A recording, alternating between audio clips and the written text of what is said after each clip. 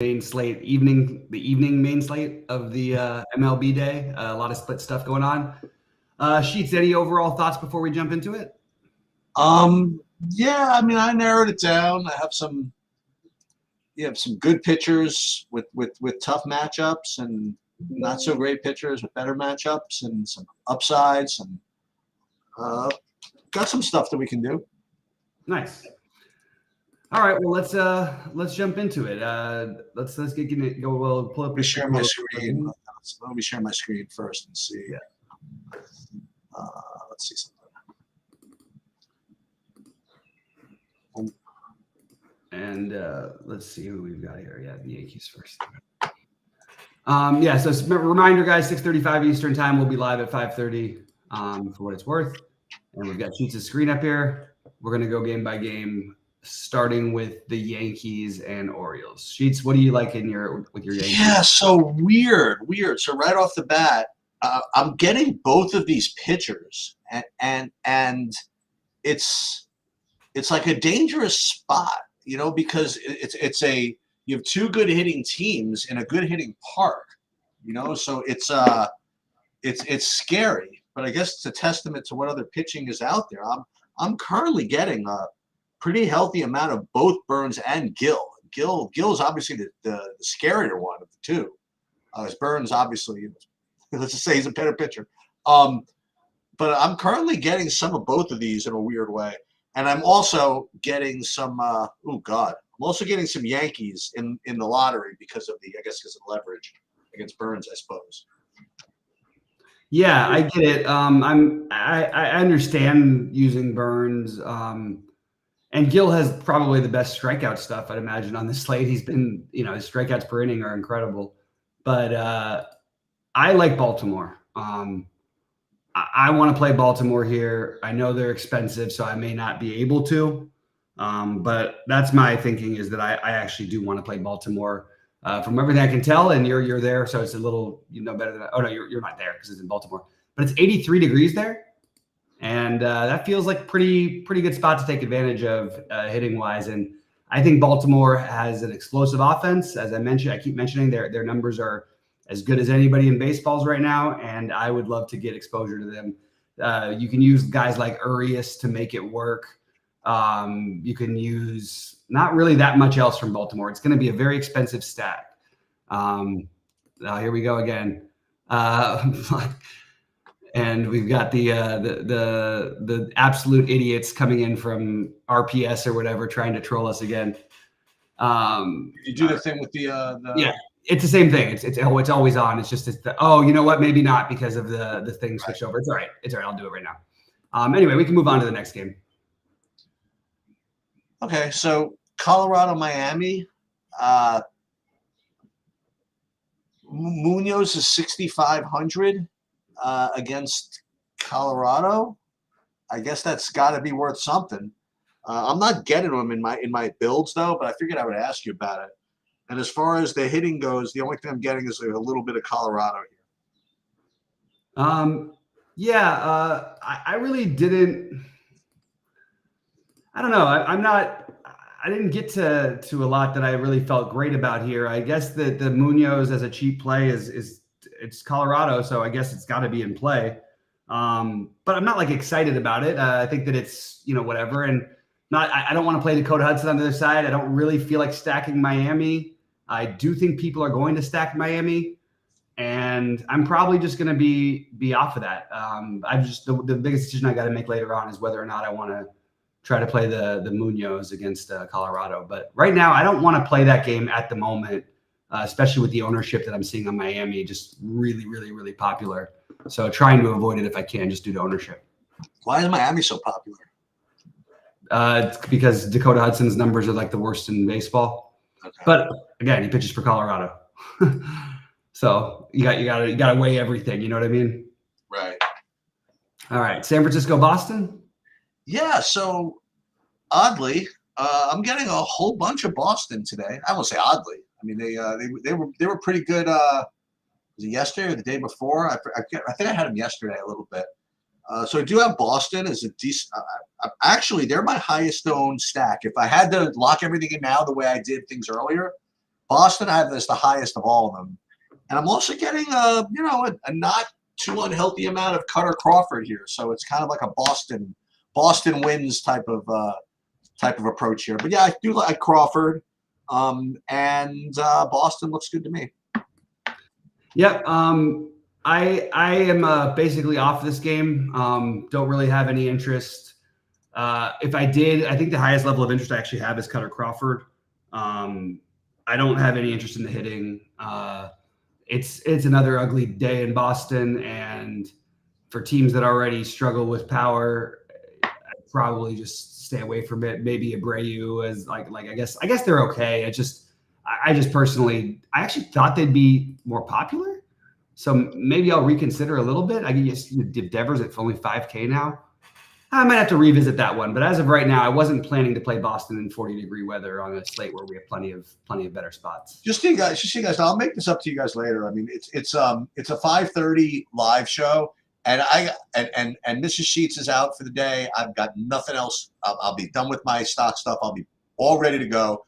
5:30, and there's been no other sports that are going to be taking over.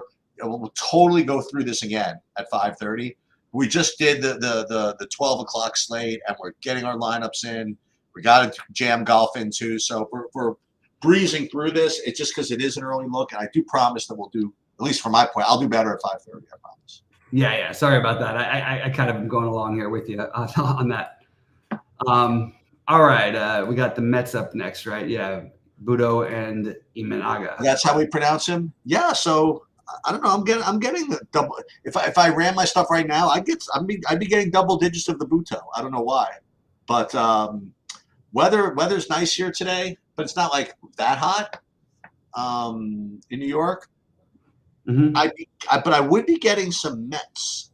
Actually, I'm getting a little above everything here. So I would actually be getting my third highest exposure would be of the Mets, fourth of the Cubs, and then Budo would be my fifth highest owned pitcher. So I do have like some interest in this game on 3 of the 4 sides. Yeah, I'm kind of confused about what I want to do here. I don't really have the Mets as an option. I do think Imanaga is interesting. I'm not going to play Budo. I just don't. I'm not doing this against the Cubs as I keep mentioning.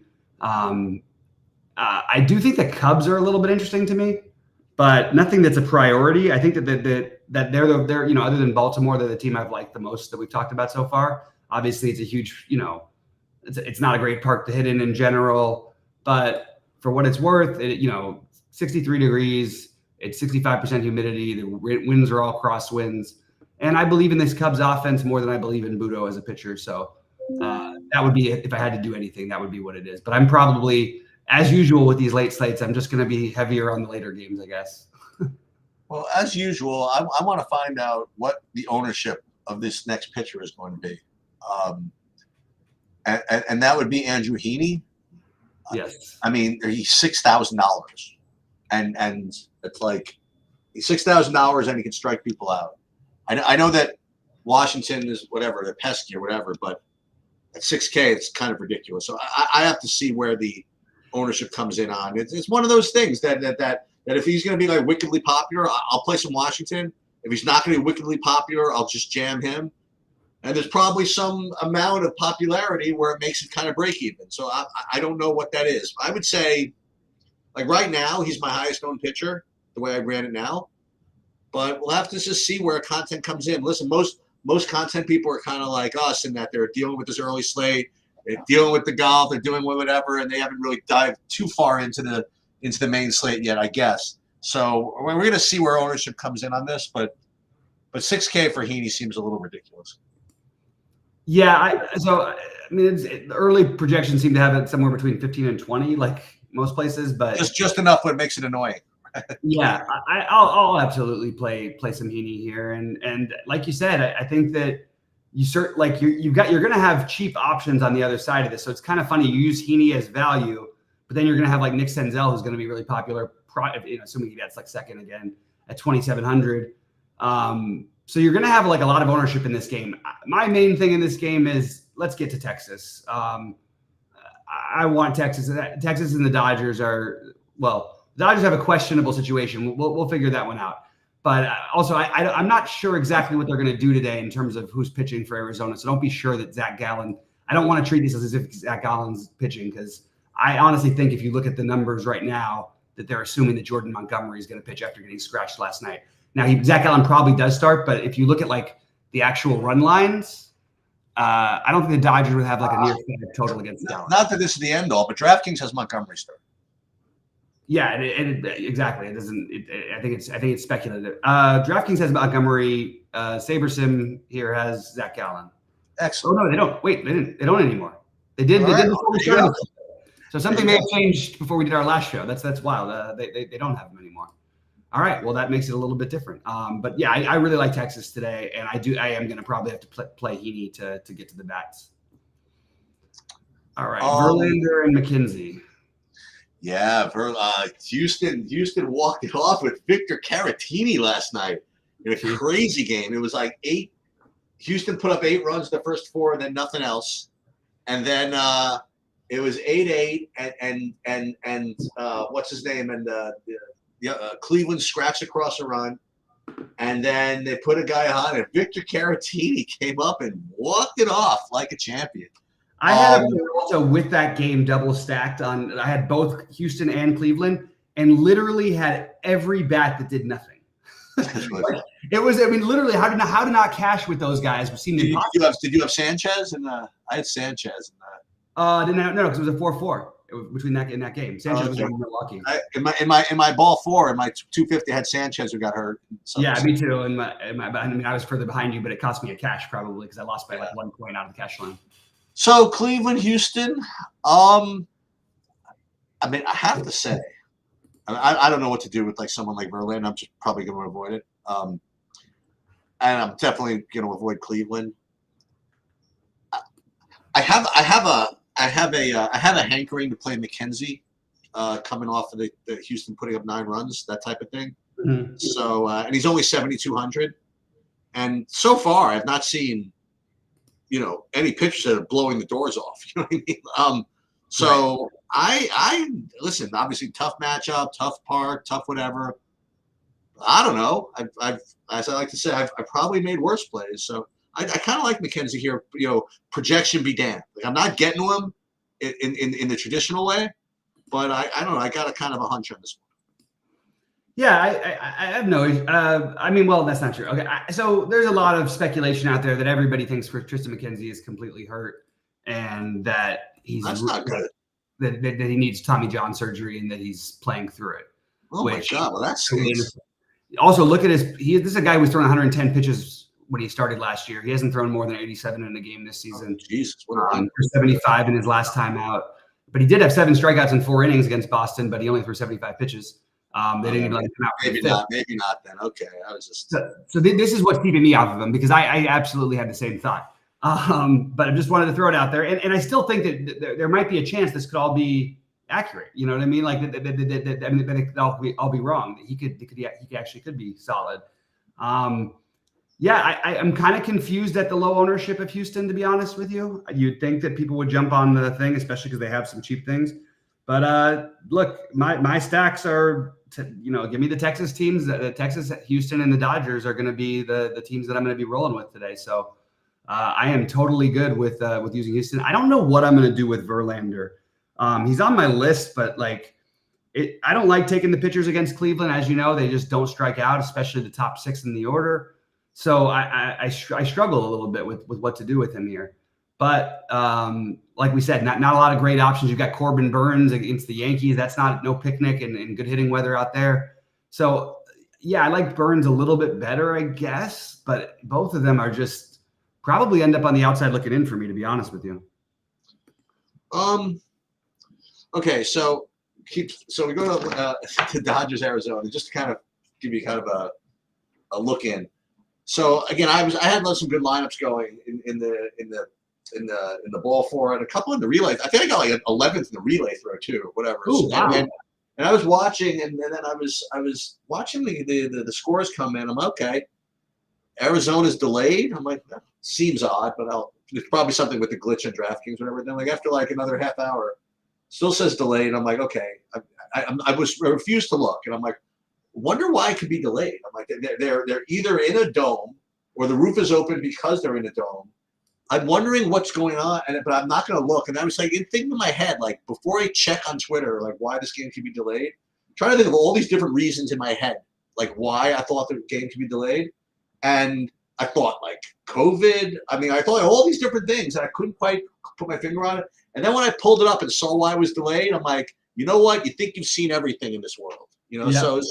So it was delayed due to bees. And I have never seen that. Second time it's happened to Arizona, by the way. It really? Oh my God. Bizarre. And well, you know what? And I guess that's why they were sort of ready for it. I mean, they had a guy, they had a bee guy with a rising thing, and they had the equipment. They totally freaking did it. That's freaking crazy. Yeah. Nonetheless, good park for hitting. 2 good hitting teams. Roof open. Probably not going to go for any of the pitchers here. Do I want to play the hitting though? Like, are these pitchers good enough to keep me off the hitting? I'll say this. I mean, I haven't really gotten to a team that I really want to just trample over myself to play. So because of that, I probably should just play the Dodgers. You know, and just kind of get it over with. And Montgomery's good. You know what I mean? He could be. He can do some things. So it's not like the Dodgers are. It's not like they're facing Tommy Henry or anything like that. Right. But considering what we've seen so far as the other stacks go, I mean, I probably will take the 6 runs from the Dodgers if they get it. You know what I mean? I don't know. What do you think? Yeah, I mean, I think Texas is the best stack. Okay. And I think the Dodgers. Look, it's also another one of the days in Arizona, roof open, hot. That's part of the problem. By the way, I was surprised that the roof's open again. I thought they'd close it after the bee incident. Right. And it makes a big difference. That park plays very different when the roof is closed versus open. Yeah, so, but if it's closed, then the bees get stuck in and they stay. No, you got to close it to keep the bees out. So I thought once they're already in, then you want to open it to let them out. Exactly. It's a tricky. So I went through this thought in my head too, because that was really weird. And I'm surprised they played. How happy is DraftKings that they played? Because DraftKings would have had to refund all kinds of money. Refund due to bees. Yeah, due to bees. I think Yamamoto is my favorite spend-up pitcher on this slate. How about that? Wow. Give me I think he's probably the best pitcher on this slate. I know that sounds like a lot to say. Corbin Burns and all this. I'm not saying he's best if you take everything historically. I think by the end of the season he will be the best of all these guys. And by the way, he's pitched the best so far, kind of. Well, anyway, you get my point. But facing a team, and I believe that he hasn't faced Arizona yet. I don't think. Let me just double check really quick. I'm just checking his game log. No, he hasn't faced them. So they've never seen him before. He's tough to hit. And even when he's struggled outside of the one weird game in Korea, he still is effective enough. You know what I mean? And we've got his pitch count up. He threw 99 and then 97 his last 2 starts. He's got the strikeout stuff. I think he's the guy I kind of want to play. And I like the Dodgers too. So the Dodgers, Texas, and Houston. I have Texas as the best, but I think they're all close.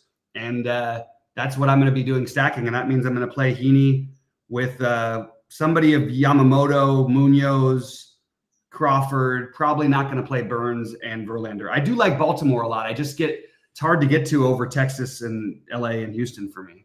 Can I push back and suggest that Yamamoto might not even be the best Japanese pitcher on the slate? Did we not talk enough about the guy from the Cubs? Yeah, he's fine. I think. I mean, he's been killing it. I didn't even notice this. He's crazy. Yeah. No, I've been playing. I mean, I have no issue with him. But he's put up some big games, and that's not gonna, So it's fine. He's had some really good matchups. He did dominate in Boston, though. That's pretty good. He did, and he was good enough against the Dodgers. Although I don't know, he got hurt in that game, I think. Yeah, something.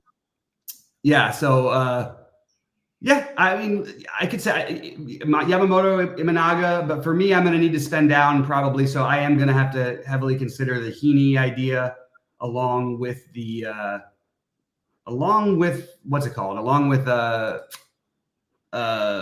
who's the other guy we liked? Oh, sorry, the other guy I was iffy on. The guy against Colorado for Miami. Why can't I think of his name right now? What happened to this? Did I just lose? Is he not? Oh, no, he's not. Oh, Rodri Munoz.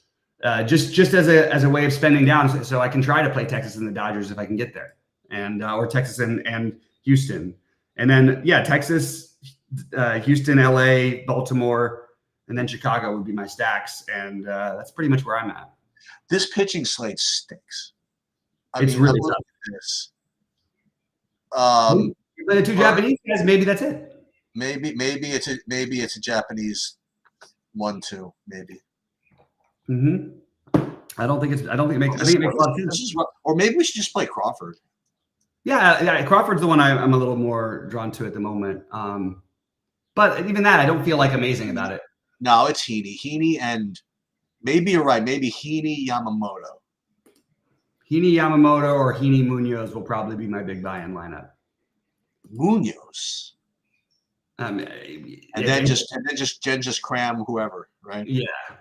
There's high variance. He only threw 77 pitches. He's been pitching in AAA. He was really good his first start. He has not been good in AAA, or it wasn't good at the end of the season, but he's a guy with a little bit of pedigree. And some people actually, I've heard mixed things on him over the last, month. I should say really more like a week or so. All right. So we'll be live for baseball at 5:30 Eastern. Reminder, lock is 6:30, and then we are going to get to golf next. Anything else, Sheets? Nope.